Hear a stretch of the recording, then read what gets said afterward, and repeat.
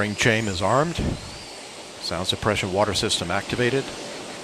T-minus 10, 9, 8, 7, 6, 5, 3, 2, 1, 0, and liftoff of Space Shuttle Atlantis on a mission to build, resupply, and to do research on the International Space Station.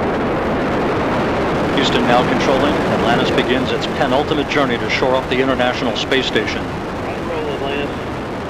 Atlantis now on the proper alignment for its 8.5-minute ride to orbit, 4.5 million pounds of hardware and humans taking aim on the International Outpost.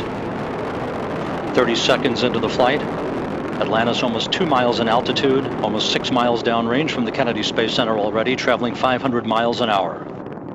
The 3 liquid fuel main engines now throttling back to 72% of rated performance, going into the bucket, reducing the stress on the shuttle as it breaks through the sound barrier. 55 seconds into the flight, all systems operating normally, 900 miles an hour. The speed of Atlantis right now, 6 miles in altitude, 9 miles downrange.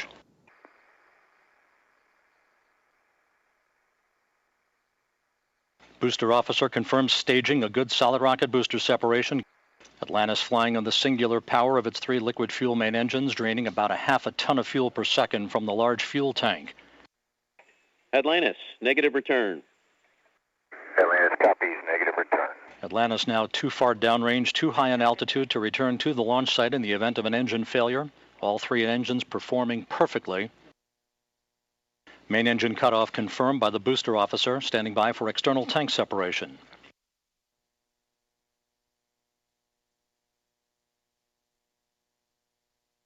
And the bird's eye view from the external tank camera of external tank separation. Atlantis now in its preliminary orbit.